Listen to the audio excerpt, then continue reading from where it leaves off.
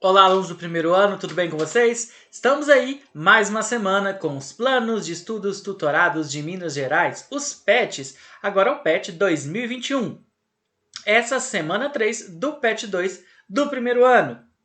Lembrando que no final do vídeo tem uma playlist com todas as semanas aí do PET 1 e do PET 2 2021 e tem vídeo novo no canal aqui todo domingo. Por isso, se inscreva no canal, comente, compartilhe com os colegas de vocês, beleza? Então pegue seu caderno e vamos juntos fazer as atividades dessa semana.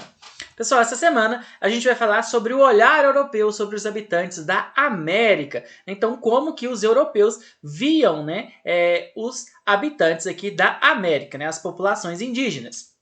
O olhar europeu, problemas. Então, para a gente entender como que era a visão dos europeus, a gente tem que levar algumas coisas em consideração. Primeiro, poucas fontes, até 1550, Pero Vaz de Caminha e Américo Vespúcio eram os únicos relatos que a gente tinha. Isso a gente falando de Brasil. Então, eram poucas fontes relatando aí as populações indígenas aqui. Contato apenas com as nações indígenas litorâneas. Então, os portugueses, eles tiveram contato inicialmente apenas com a população que vivia aí no litoral. E isso acaba influenciando nessa visão, porque a gente tem que entender que as populações indígenas são diversas e elas vivem de diferentes formas, elas têm diferentes costumes e tudo isso. Visão dos europeus, então é o olhar do europeu sobre essas populações. Então algumas coisas eles não entendem, algumas coisas eles interpretam, então esses relatos são feitos pela visão dos europeus. Ideia de inferioridade dos povos indígenas, inferioridade física, intelectual, política, social, econômica e cultural. Essa ideia de inferioridade, infelizmente, ela vai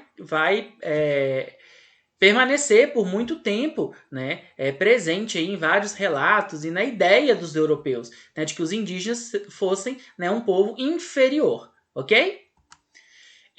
Novas fontes aí, ó.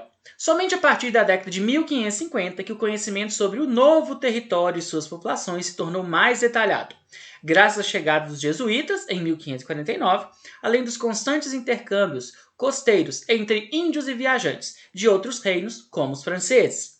Com o avançar da colonização, cresceu também a produção escrita sobre as novas terras, e dois elementos recorrentes nessas narrativas, como não poderia ser diferente, são os habitantes e as características naturais das novas terras. Então, vão surgindo novas fontes, vão surgindo mais pessoas escrevendo sobre os índios, mas vários daqueles problemas continuam. Então, continua com a visão do europeu, continua com a ideia de inferioridade. Então, existem novas fontes, mas não tantas assim.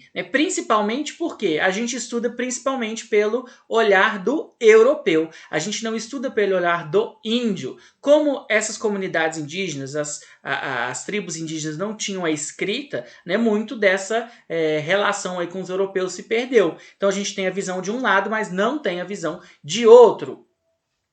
Pessoal, a gente tem as visões iconográficas, São as pinturas, olha só, essa pintura feita aí, dos índios, A gente vê aí que eles são representados, como selvagens, Essa outra imagem aqui também, a princípio parece só uma mulher carregando algumas coisas, mas se você prestar atenção, olha o que ela está carregando, Partes humanas. Então, como se ela praticasse aí o canibalismo. A gente sabe que existiam ritos, em algumas tribos, não eram todas as tribos, que eram os rituais de antropofagia, que o quê? Que eles aprisionavam guerreiros de outras tribos e se alimentavam da carne desses guerreiros. Mas primeiro, não eram todas as tribos, como eu falei, eram algumas tribos. Segundo, eles não se alimentavam da carne, porque eles gostavam da carne, nem nada disso. Era um ritual. Eles acreditavam que era uma forma de você absorver a força daquele guerreiro. Entendeu? Então, a gente tem que prestar atenção nisso. Mas a imagem que ficou para os europeus era de que muitos indígenas faziam isso.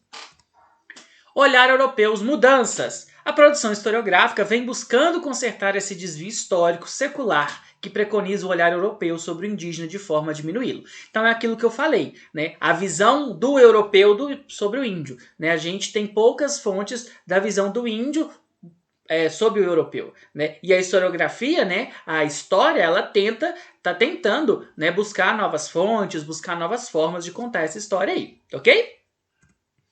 Agora vamos à melhor parte de todas. Vamos aí para as atividades. Vamos lá. A número 1, uma questão do Enem de 2010. Dali avistamos homens que andavam pela praia, obra de 7 ou 8. Eram pardos, todos nus. Nas mãos traziam arcos com suas setas. Não fazem o menor caso de encobrir ou de mostrar suas vergonhas, e nisso tem tanta inocência como em mostrar o rosto. Ambos traziam os beiços de baixo furados, e metido neles seus ossos brancos e verdadeiros. Os cabelos seus são corredios. O texto é parte da famosa Carta de Pero Vaz de Caminha, documento fundamental para a formação de identidade brasileira. Trata-se da relação que desde esse primeiro contato se estabeleceu entre portugueses e indígenas. Esse trecho da carta revela, então, Pero Vaz de Caminha, né, vai ser aí um dos responsáveis, né, pelo primeiro documento, a primeira carta descrevendo aí, né, o Brasil, que foi mandada para o rei de Portugal. Ele faz a descrição dos índios aí. E aí está perguntando, né, sobre a relação, né, que se tem desde o início, né, do primeiro contato que se estabeleceu com os portugueses. Vamos ver então o que esse trecho revela. Olha só. Preocupação em garantir a integridade do colonizador diante da resistência dos índios à ocupação das terras. Tem falando em resistência aí nesse trecho? Postura etnocêntrica do europeu diante das características físicas e práticas culturais dos indígenas. Essa talvez, hein? Vamos ver a C. Orientação da política da coroa portuguesa quanto à utilização dos nativos como mão de obra para colonizar a nova terra. Tá falando de trabalho, mão de obra nesse texto? Nessa parte? Não, né? Oposição de interesse entre portugueses e índios que dificultava o trabalho catequético e exigia amplos recursos para a defesa da posse da nova terra. Vamos ver a letra E. Abundância da terra descoberta que possibilitou a sua incorporação aos interesses mercantis portugueses por meio da exploração econômica dos índios.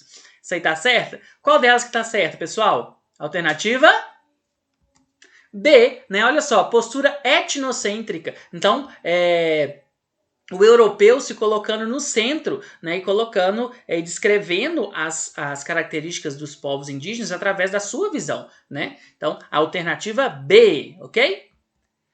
Observe a imagem e descreva com suas palavras quais mensagens elas passam ao espectador. Então a gente tem duas imagens aí, vamos analisar elas aí. Primeiro a gente tem aqui, né, esse que seria a Europa, né? Fica meio na dúvida se seria um homem ou seria uma mulher, né? A gente tem aqui algumas características importantes. Olha só, primeiro, ele está vestido. A gente tem um livro aqui na mão. Olha aqui no fundo, a gente tem as cidades. A gente tem um globo. Né? Então, olha como a Europa ela é representada como alguém culto, alguém que tem muita inteligência, né? Alguém que conquistou muitas coisas. Agora, do outro lado, né, a gente tem a América, dá para ler aqui que seria a América. Aí já é representada de uma forma diferente. Né? Então, aí claramente é uma mulher que está nua, né? Ela tem um rosto, né, que aparentemente parece ser de alguém que não tem malícia nem nada.